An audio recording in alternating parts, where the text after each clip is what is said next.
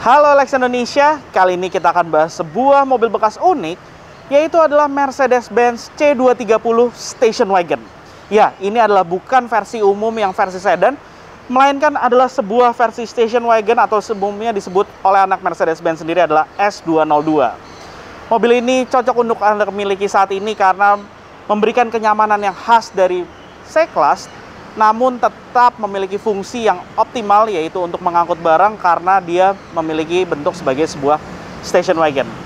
Nah, seperti apa sih mobilnya dan hal apa yang harus Anda perhatikan saat ingin membeli mobil seperti ini? Untuk itu, ikuti terus videonya.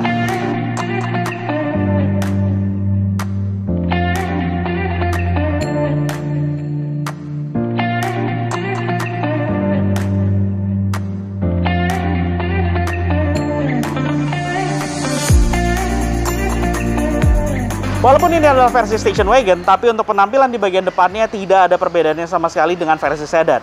Sama persis seperti video yang sebelumnya kami sudah membahas, yaitu C230 kompresor tahun 1997.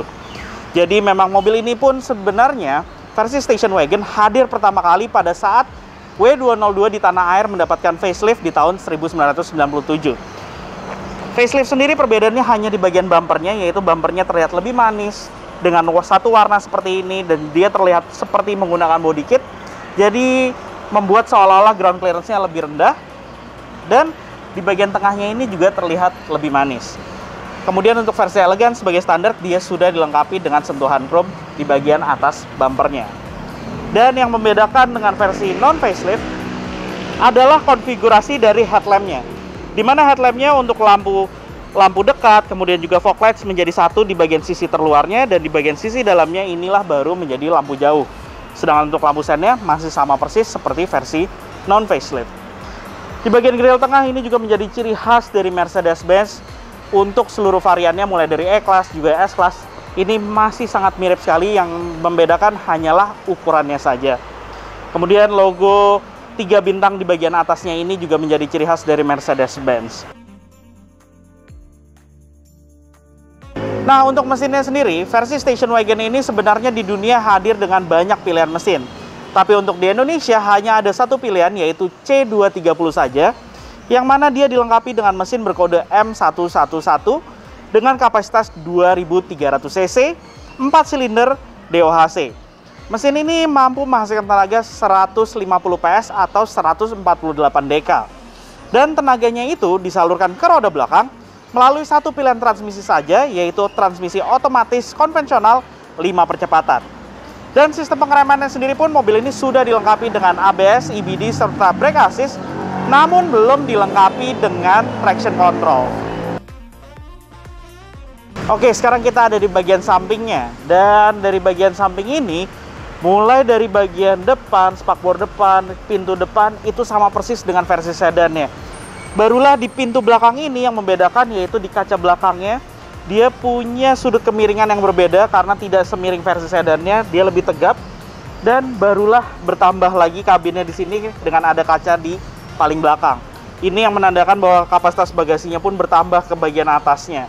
Selain itu, untuk versi station wagon ini sebagai standarnya di pasar Indonesia sudah mendapatkan roof rail di bagian atasnya. Dan untuk versi tanah air sendiri, dia adalah versi elegance, jadi dia diberikan sentuhan chrome di bagian list bodinya dengan warna yang berbeda dengan body, jadi ada 2 warna di sini. Serta karena mobil ini hanya hadir dalam versi facelift mulai dari tahun 1997, jadi di bagian bawahnya pun dia sudah dilengkapi dengan panel side skirt. Dan untuk lampu sen spakbor berada di sini yang modelnya sudah membulat, karena versi yang sebelumnya dia belum dilengkapi dengan lampu sen di bagian spakbor. Dan peleknya sendiri dia dilengkapi dengan pelek ukuran 15 inci yang mana dibalut ban 195/65. Sistem pengeremannya sendiri pun sudah dilengkapi dengan disc brake pada bagian depan serta di bagian belakang. Nah, ini adalah bagian yang paling menarik karena ini merupakan 202 versi station wagon. Jadi dia punya penampilan di bagian belakang yang terlihat cantik. Kemudian lampu belakangnya pun juga sebenarnya desainnya masih mirip-mirip dengan versi sedannya, tapi didesain sedemikian rupa untuk terlihat cantik juga di station wagonnya ini. Tapi memang berbeda total, maksudnya apabila Anda memerlukan lampu belakangnya diganti, bukan sama persis dengan versi sedannya. Kemudian yang sama juga dengan sedannya adalah list plat nomor di bagian atas plat nomor ini hampir sama persis dengan sedan. Kemudian bumpernya sendiri pun juga sama persis. Jadi Anda tidak perlu pusing kalau amit-amit mungkin mobil Anda tertabrak dari belakang. Yang perlu Anda pusingkan adalah lampu belakangnya, karena lampu belakangnya pun populasinya tidak terlalu banyak, alias Anda harus memesannya ke luar negeri atau mencari copotan yang dijual di sini yang jelas harganya berbeda dengan versi sedannya. Konfigurasi lampunya sendiri di sini lampu rem, kemudian lampu sen, lampu mundur, dan juga lampu senja di bagian bawah yang menyatu juga dengan lampu fog lamp belakang. Kemudian untuk station wagon, perbedaannya adalah dia dilengkapi dengan lampu rem ketiga di bagian atas sebagai standarnya LED.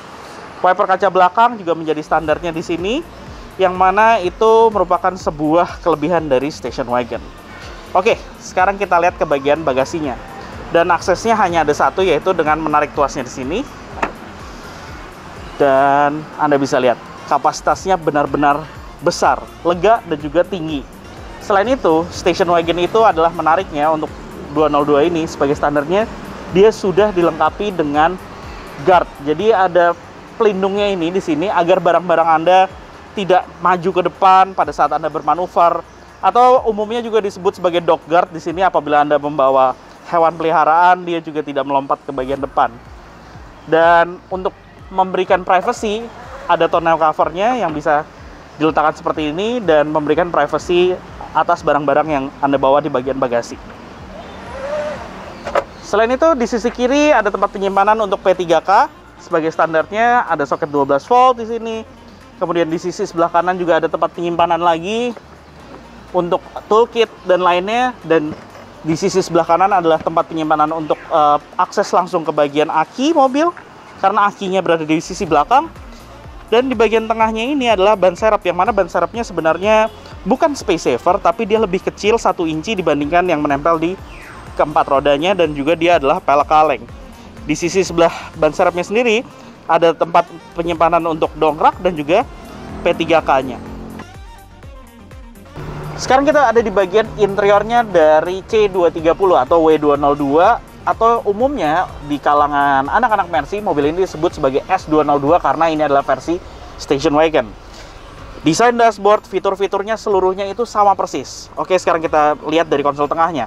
Perbedaannya dengan sedan sendiri adalah bertambahnya dengan sebuah tombol di sini, yaitu tombol ini adalah untuk mengaktifkan wiper kaca belakang, karena mobil ini dilengkapi dengan fitur tersebut. Selebihnya sama, mulai dari tombol hazard, kemudian juga ada tombol untuk central lock, sama persis dengan C230 biasa. Kemudian panel AC-nya pun juga di sini masih model analog, walaupun ini adalah versi station wagon. Jadi pengaturan temperatur udara antara sisi kiri dan sisi kanan itu diatur secara analog, terpisah. Dia sudah dual climate control. Kemudian pengaturan untuk blower AC-nya pun juga masih model putar seperti ini, dan pengaturan arah anginnya pun juga model putar. Dan tombol di bagian tengah ini, di sisi paling atas adalah tombol untuk defogger kaca belakang. Kemudian juga ada Econo, dan di bagian bawahnya ini adalah tombol untuk flap pembuka dan penutup yang memisahkan antara udara luar dengan bagian kabin di dalam. Kemudian di bagian bawahnya adalah head unit, standarnya dengan model yang cukup unik di sini. Tombol-tombolnya mengotak yang sama persis seperti kontrol tengahnya, dan dia masih pemutar kaset. Selain itu, mobil ini pun juga sebagai standarnya memang belum dilengkapi dengan pemutar CD. Oke, lanjut lagi. Di sini tempat penyimpanan, asbak lengkap dengan soket 12 volt, ada tempat penyimpanan terbuka lagi. Dan di bagian tengah khas sekali dari 202 dan juga Mercedes-Benz di zamannya, yaitu tombol dari power window-nya berada di konsol tengah ini. Dan untuk versi W202 di tahun 1996 ke atas, dia tombolnya sudah modelnya membulat seperti ini, dan seluruh kacanya ini fitur all auto. Jadi untuk turun kacanya sudah auto, tapi naiknya tidak semuanya. Kemudian tuas transmisinya model shift gate, dan dia sudah dilengkapi dengan model transmisi otomatis 5 speed, yang mana ada mode berkendaranya. Jadi ada standar dan juga ada winter, yang dimana winter ini adalah mengurangi torsi mobil agar mobil ini tidak memiliki gejala spin atau berlebihan torsi pada saat di wilayah jalan yang licin. Kemudian di sini ada tombol untuk child lock, dan di sini adalah pengatur untuk kaca spion elektrik, pengaturan sisi kanan maupun sisi kiri, tapi sistem pelipatannya belum secara elektrik karena itu adalah fitur optional atau tambahan. Kemudian di sini ada tempat penyimpanan lagi, dan di bagian konsol tengah ini dia berfungsi juga sebagai armrest, dan di bawahnya ada tempat penyimpanan yang cukup besar sekali di sini. Oke, kita lanjut ke bagian instrumen cluster. Instrumen clusternya juga tidak ada perbedaan. Di sini ada seluruhnya masih analog. Penunjuk untuk temperatur mesin, penunjuk tangki bahan bakar, penunjuk kemudian speedometer, dan di bagian kanan penunjuk putaran mesin. Di bawahnya ini ada beberapa layar digital, di mana di sisi kiri adalah penunjuk untuk temperatur udara luar, trip meter, odometer, dan juga jam. Dan memang mobil ini pun belum dilengkapi dengan fitur MID. Di belakang lingkaran kemudi ada 2 buah tuas di sini, di sisi sebelah kiri, di mana yang besar ini adalah tuas untuk lampu sen, kemudian juga wiper kaca depan, dan juga lampu dim. Sedangkan yang kecil ini, sebagai standarnya, dia sudah dilengkapi dengan fitur cruise control. Lanjut ke bagian kanan. Di bagian kanan tuas untuk menyalakan lampu utama, di mana untuk menyalakan fog lights-nya juga ditarik seperti ini. Ada fog lamp depan dan juga fog lamp belakang. Pengaturan ketinggian rendahan dari lampu utama, serta di sini ada tuas untuk merilis dari rem tangannya, yang mana rem tangannya sebenarnya model rem kaki khas dari Mercedes-Benz. Oke, sekarang kita bicara lagi dulu soal posisi duduknya. Mobil ini sebagai standarnya belum dilengkapi dengan electric seat, jadi pengaturannya full manual, mulai dari slider, tuasnya di sisi kiri, kemudian di sisi kanan ini ada pengatur untuk ketinggian dan kerendahan dari sisi belakang, dan juga ada pengaturan ketinggian kerendahan dari bagian sisi depannya. Sayangnya, untuk di bagian lingkar kemudi, mobil ini belum dilengkapi dengan fitur tilt steering maupun teleskopik. Dan sebenarnya di 202 sendiri pun ada versi yang sudah dilengkapi dengan fitur tersebut, namun untuk versi yang tertinggi. Tapi untuk yang dijual di tanah air, belum dilengkapi dengan fitur tersebut. Di bagian door trimnya, dia punya material yang material soft touch, namun sebenarnya material soft touch-nya ini tidak terlalu soft, jadi bukan yang empuk sekali, tapi dia bahan materialnya sangat baik, sama persis seperti di bagian dashboard. Dan di bagian tengahnya ini dia dilapis dengan kulit yang sama persis dengan bagian joknya.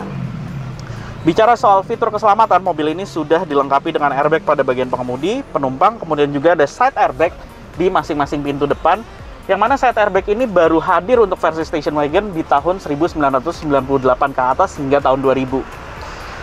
Selebihnya, untuk tahun pertamanya, mobil ini hadir di tanah air pada tahun 97, belum dilengkapi dengan fitur side airbag. Lanjut bagian atas. Di bagian atas ini dia ada sun visor, lengkap dengan cermin, tapi memang belum ada lampu penerangannya. Dan di bagian tengah ini ada reading light hanya untuk driver side saja, kemudian lampu utama, dan juga tombol untuk mengaktifkan lampu di kabin belakangnya. Selain itu, seatbelt 3 titiknya sendiri pun juga bisa diatur ketinggiannya untuk mengikuti postur tubuh Anda.